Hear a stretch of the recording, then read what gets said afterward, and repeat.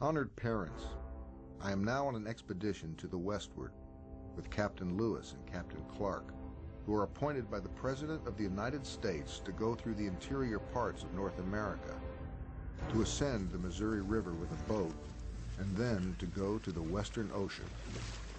If we live to return, and if we make great discoveries as we expect, the United States is promised to make us great rewards.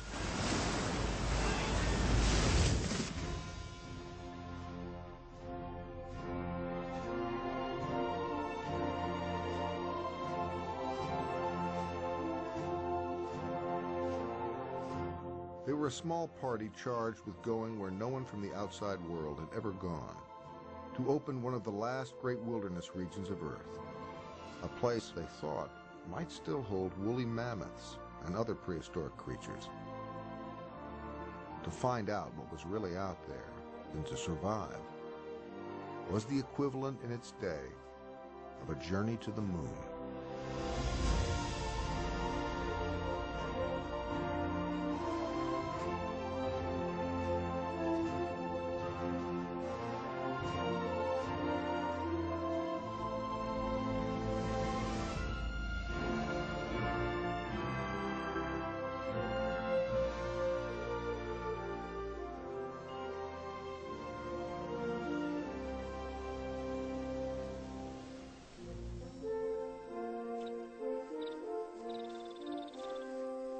To lead this dangerous expedition, President Thomas Jefferson chose his chief aide, Meriwether Lewis, a skilled soldier and woodsman. He called him a man of courage undaunted, with qualifications as if implanted by nature for this express purpose. He was only 28. Lewis wanted a co-captain for such a long and risky mission. His old Army commander, William Clark, who was 4 years older, an expert map maker and riverman, and a proven leader. Lewis asked Clark to join him. In this enterprise, with its dangers and honors, there is no man on earth with whom I should feel equal pleasure in sharing them as yourself. Clark answered Lewis's letter. My friend, I'd join you with hand and heart. Many feared they would never return. But if they made it, they would forever change the course of history.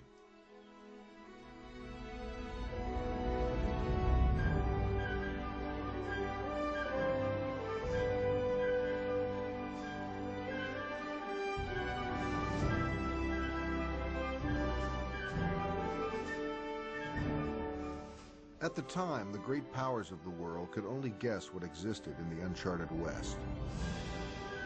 Native Americans already called this land home, but other nations hoped for a wealth of natural riches and had staked competing claims. Britain to Canada and the Oregon Country, Russia the Pacific Northwest, Spain the West and parts of the South, France, an immense tract called Louisiana. By sending an expedition into foreign land, Thomas Jefferson hoped to open the West up for the United States. In 1803, a surprise. Napoleon offered to sell the entire Louisiana territory. The U.S. quickly purchased it for $15 million, more than doubling the size of the nation.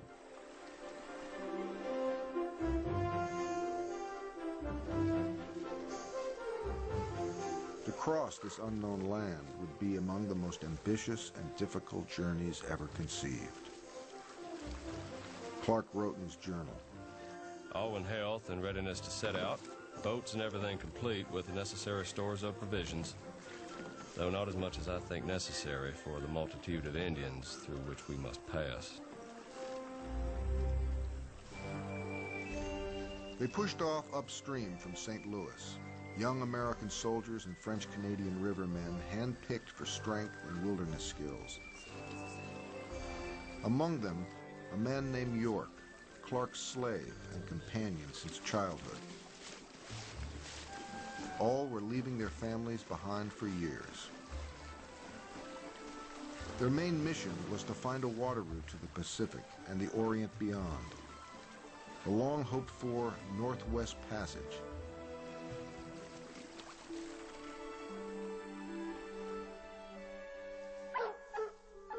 Lewis was a studious and solitary man. Under Jefferson, he had been trained to observe and record for science every new thing he saw, and he spent hours exploring alone with his dog.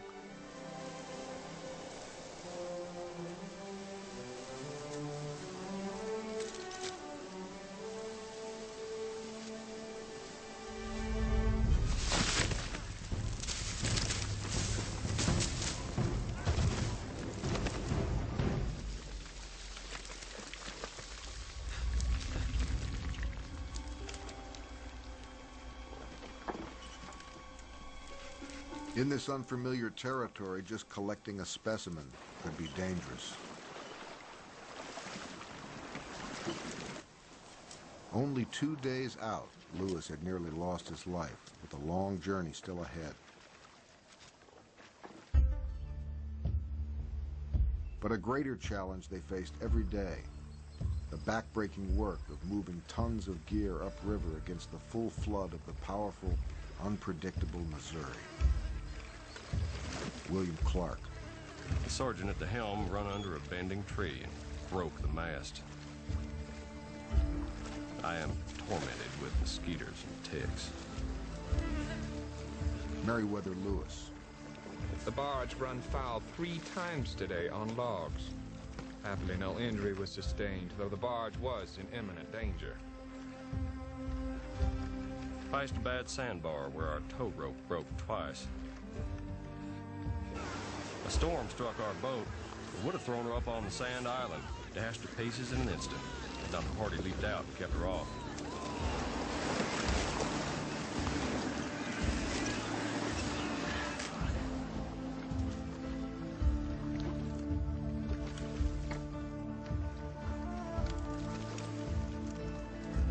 Some days they made only a few miles with more than 3,000 to go. Clark was a practical and plain-spoken man. He usually commanded the men on the river and kept records to make an accurate new map of the West.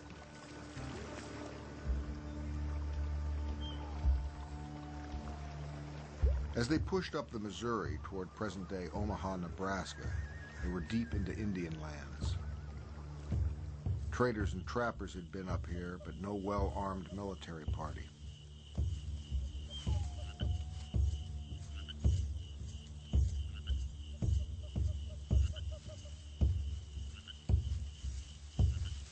A party of Otoe and Missouri Nation came to camp. Captain Lewis and myself sent them some roasted meat. In return, they sent us watermelons.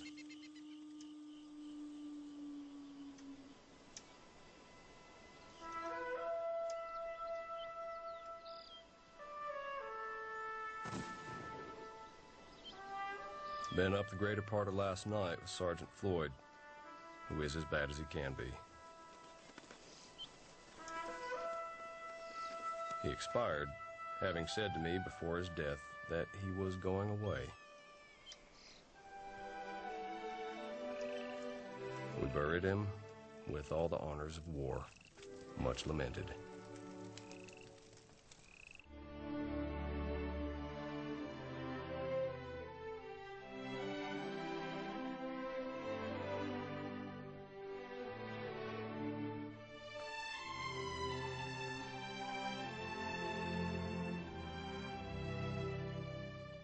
They pushed on into the heart of the Great Plains. The immense river waters one of the fairest portions of the globe. Nor do I believe that there is in this universe a similar extent of country.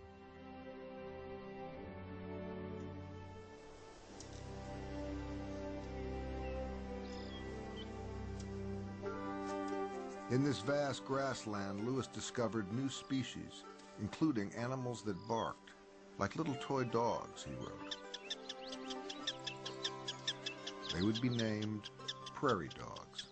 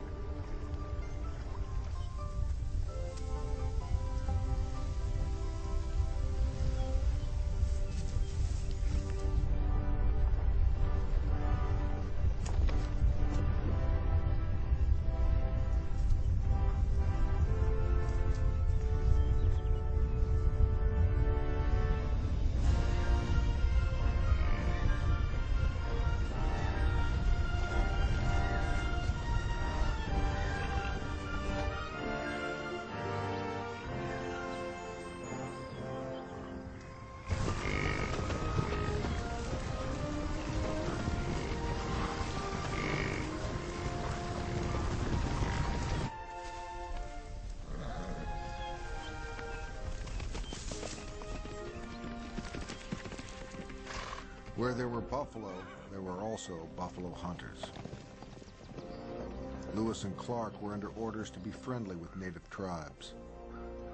Children, we have been sent by Lewis also let them know, in full military dress, that the United States now claimed their land.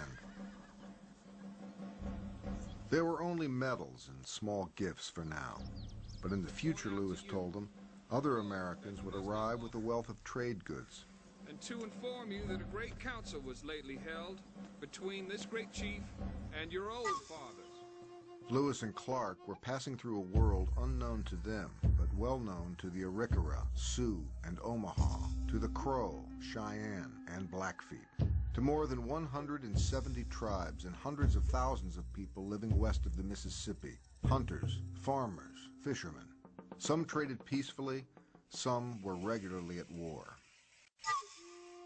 The Teton Sioux were the most powerful tribe on the Middle Missouri. They controlled traffic on that stretch of the river and had stopped traders before. The expedition now approached Teton land and a tribe that had the superior numbers to annihilate them. The encounter did not go well. 3 of the young men seized the cable of the boat, and the second chief was very insolent, declaring I should not go on.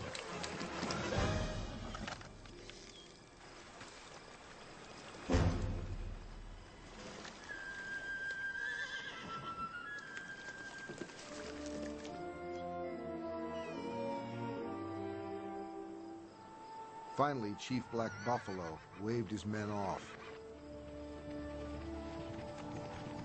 The entire expedition could have ended that day near the present site of Pierre, South Dakota.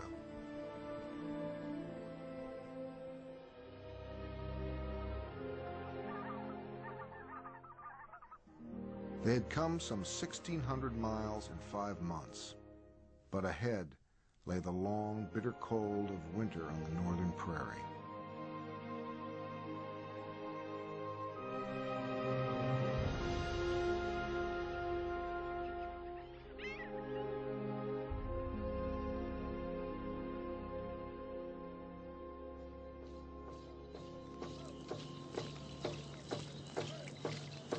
Lewis and Clark hoped to stay near the Mandan and Hidatsa, buffalo hunters who were often visited by traders. The tribes welcomed them as friends, and the Mandan called them Mushi, the pretty people.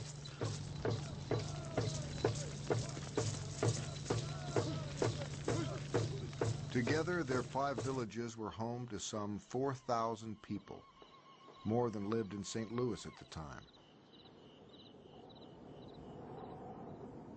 Nearby, the expedition settled in for 5 months of bone-chilling cold. The thermometer stood at 45 degrees below zero. Snowed all day. The ice ran thick and air cold. 3 men frostbit badly.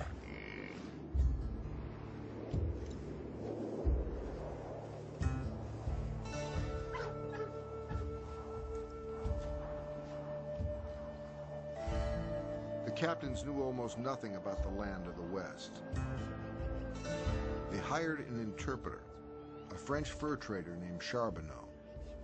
He had 2 young Shoshone wives captured by the Hidatsa in a raid. The captains asked him to bring one along to help interpret on the trip. She was about 16 years old and pregnant. The Hidatsa called her TJ6wTFKvIE8. Tribal leaders such as Black Cat told them of a chain of mountains far to the west that could be crossed in half a day, but they would need horses. TJ6wTFKvIE8's tribe, the Shoshone, would have horses and might help.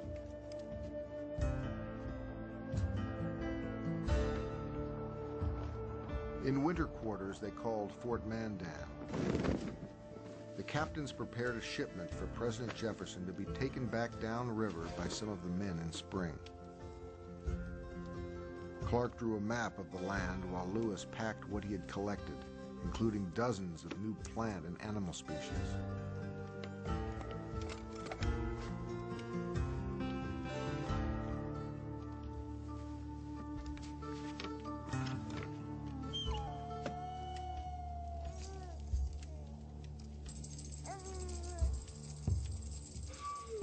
TJ6wTFKvIE8 gave birth in February, a difficult labor assisted by Lewis. Tiny Jean-Baptiste Charbonneau became the final member of the expedition.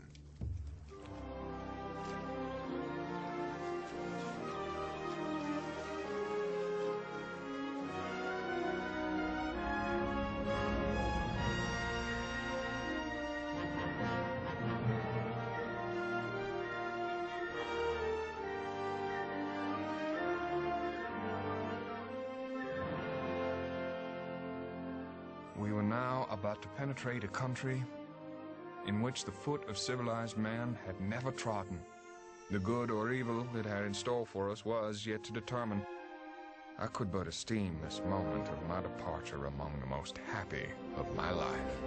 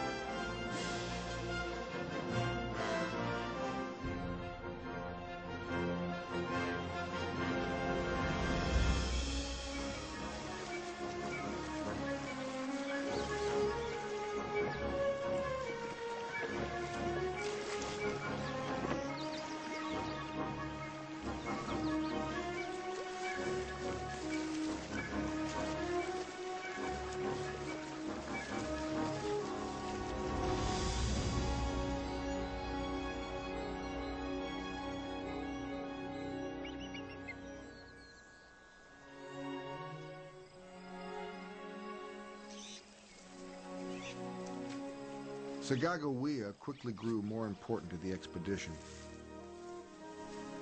She showed them edible plants and roots, white apples, wild artichokes, and licorice. When a boat overturned in a strong wind, it was TJ6wTFKvIE8 who saved their most important items. Off the river, they faced other challenges.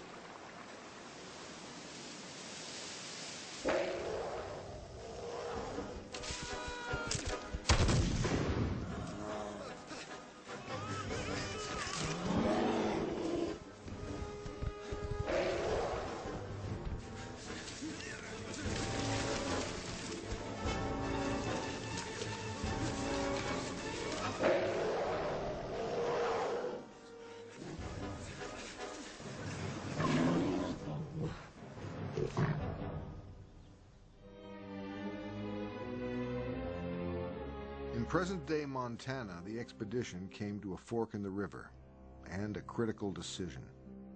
Which of these rivers was the Missouri?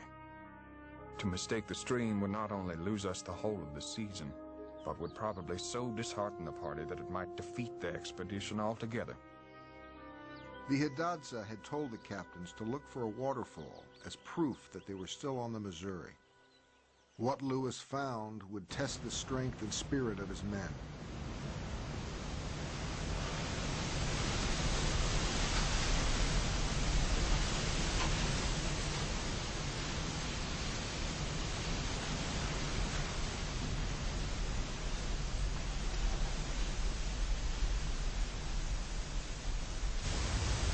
The Great Falls of the Missouri were 5 massive cascades.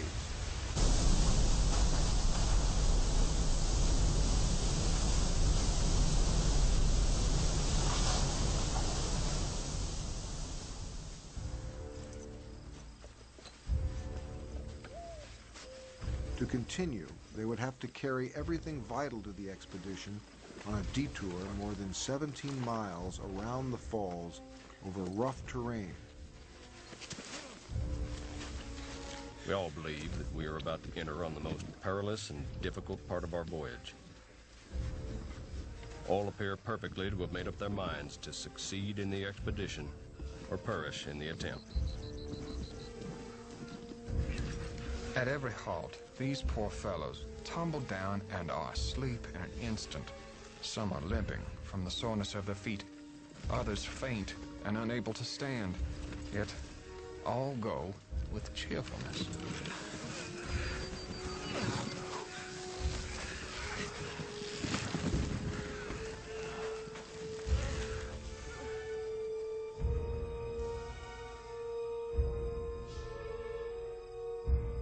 The grueling portage left the men badly worn down with mountains still to come. But they willingly followed their captains, very different men who seemed to command as one. There is no record the two friends ever argued or disagreed on an important decision.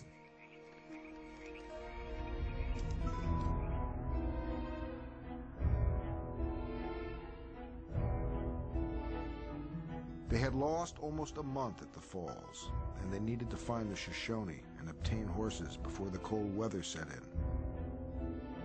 TJ6wTFKvIE8 now recognized places from her youth and could help guide the men, but the Shoshone remained elusive.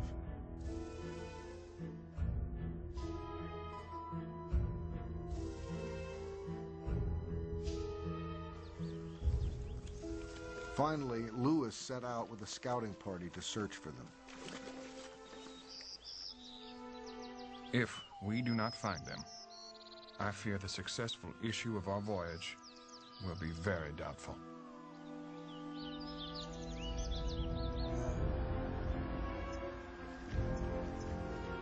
Clark and the rest of the men labored on through frigid water that was barely passable.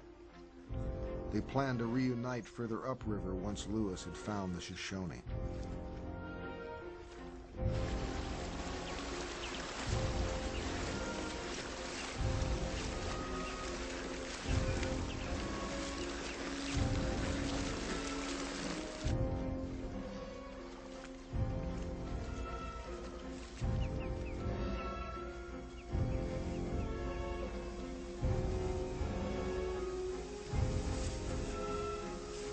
Ahead somewhere was the Missouri's source. From there, the men hoped for a quick mountain crossing and then an easy ride downstream to the Pacific Ocean.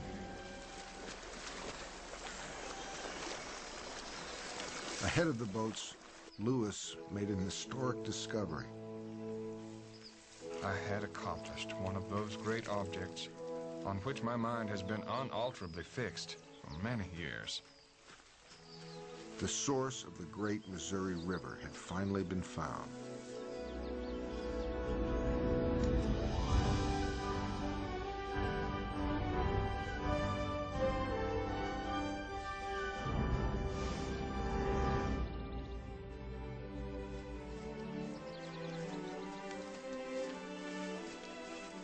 From the Continental Divide above, Lewis hoped to see a river heading westward toward the ocean. Instead, he confronted a scene of crushing disappointment. I discovered immense ranges of high mountains, still to the west of us, with their tops partially covered with snow. The need for horses was now more important than ever.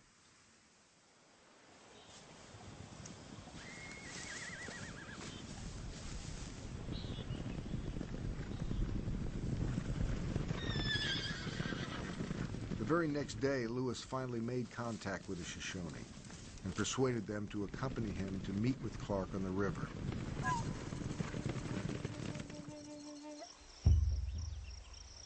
Once again, the fate of the entire expedition was in the hands of native people who had never seen strangers like these before. As TJ6wTFKvIE8 began to interpret, the stakes could hardly have been higher. Suddenly she paused.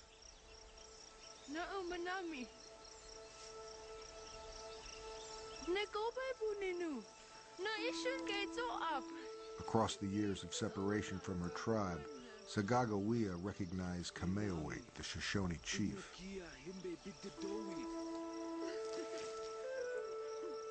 He was her brother.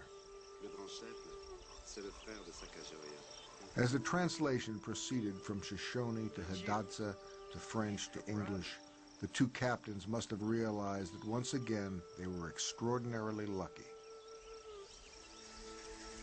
They would have their horses.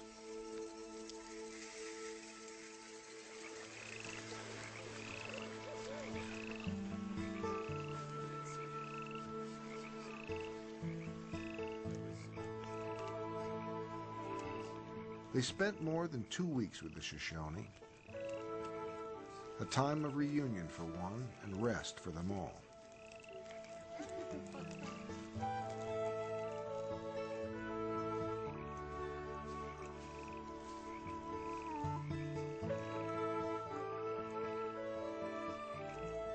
But ahead, a mountain barrier whose size no one had anticipated loomed like a monster with 100 heads.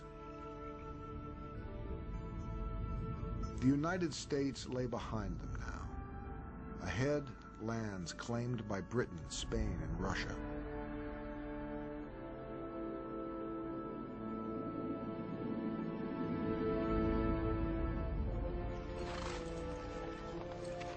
They entered the Bitterroot Range of the Rocky Mountains, near today's Montana-Idaho border.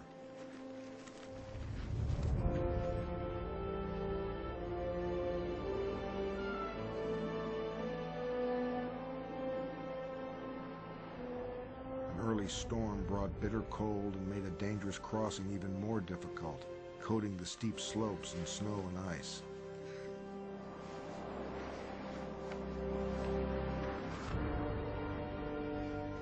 Their Shoshone guide, old Toby, even lost the way for a time.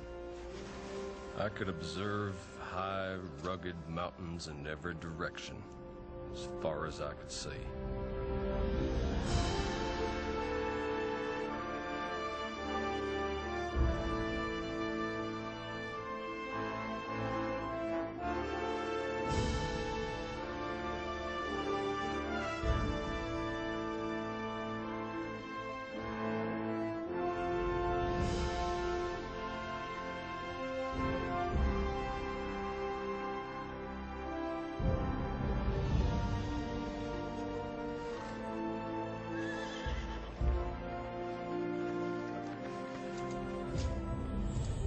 Worst of all, there was almost no game.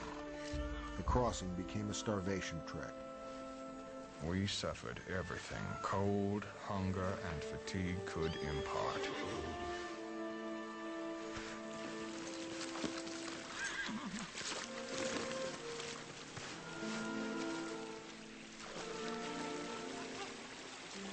I have been wet and as cold in every part as I ever was in my life.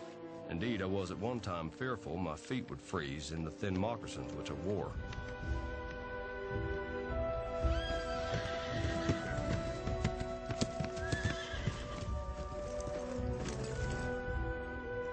After 2 agonizing weeks, they had nothing left to eat but a little soup, bear oil, and candles.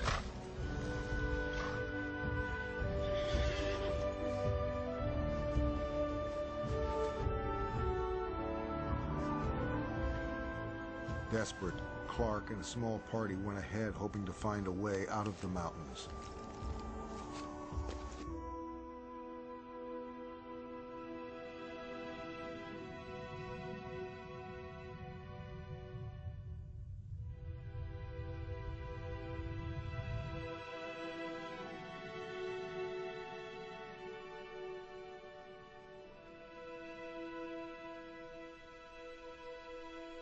Clark finally found a way down from the snow-covered mountains to a lush, open country. They were found by children of the Nez Perce tribe and made their way to a nearby village. As the story goes, the strangers might have been killed, but for an old woman named TJ6wTFKvIE8, who pleaded for their lives.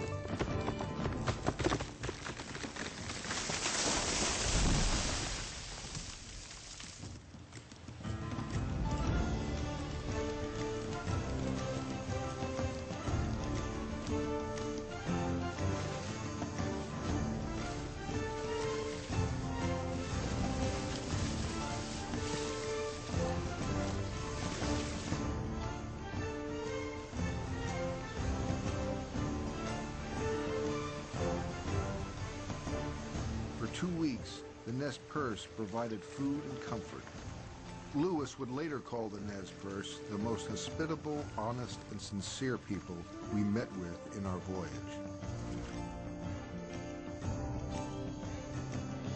For the first time since setting out 17 months before, they were going downstream. But ahead were rapids so dangerous the nearby tribes gathered to watch the white men drown.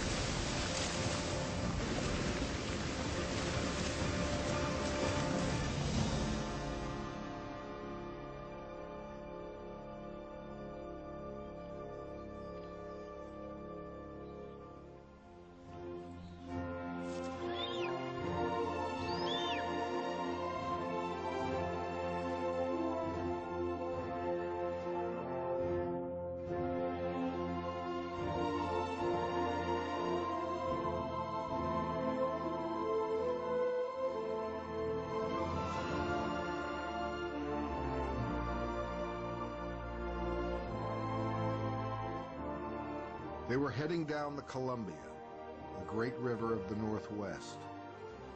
It was the last highway leading to the Pacific, the realm of tribes such as the Yakima, Umatilla, Walla Walla, and Chinook. There was one all-consuming thing on their minds.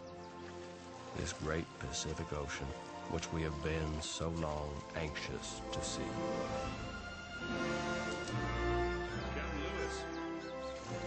Finally, the moment was at hand, after a year and a half of exhausting struggle. Ocean in view!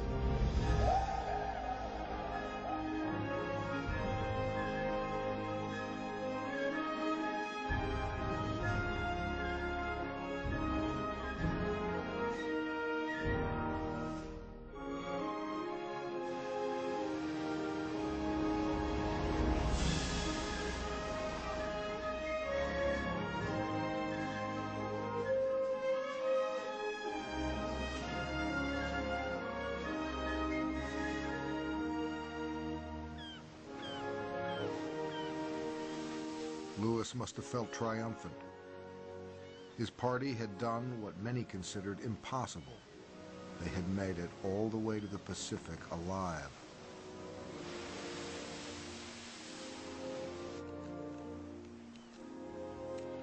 The men appear much satisfied with their trip, beholding with astonishment the high waves dashing the rocks in this immense ocean.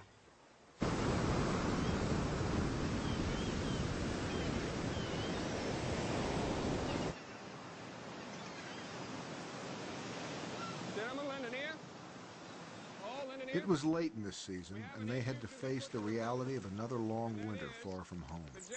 The captains asked the entire Corps to vote on the location of a winter campsite. Very well. Second option, on the south bank. The first time in recorded U.S. history that a slave or a woman was allowed to vote.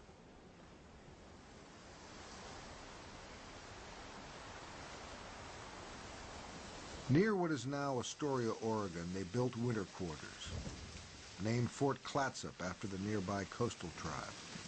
They traded with their Indian neighbors for salmon, berries, and roots, and settled in for 4 miserable months. There were only 12 days without rain. The winter dampened their spirits as well. They were homesick and longed to see their loved ones back in the States. Most at home assumed they were dead.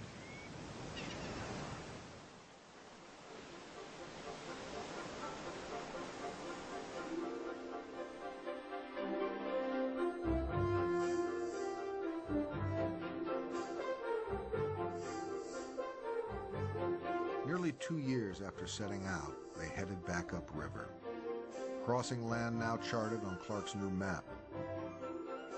The return trip would take only 6 months.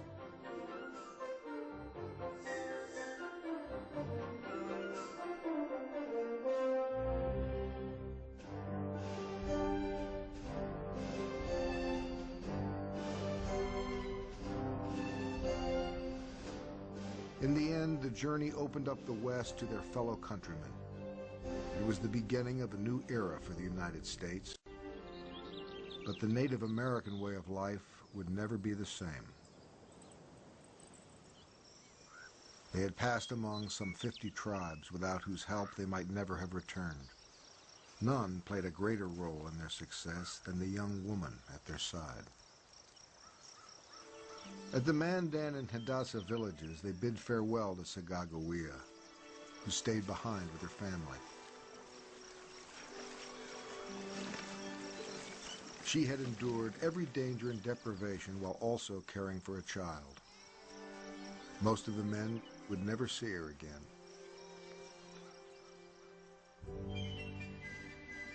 28 months after setting out, Lewis and Clark reached St. Louis, ending an 8,000-mile odyssey. They were acclaimed as national heroes, the first U.S. citizens to cross the continent. Lewis had described at least 178 plants and 122 animals new to science. Clark had drawn new and accurate maps that would guide the next generation of pioneers. Together, they had blazed the path of their nation's future.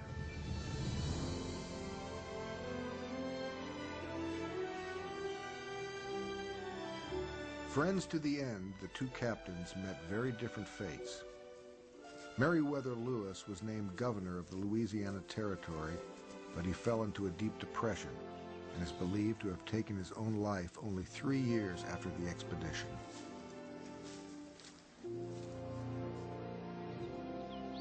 By contrast, William Clark went on to a life of success, serving as governor of the Missouri Territory.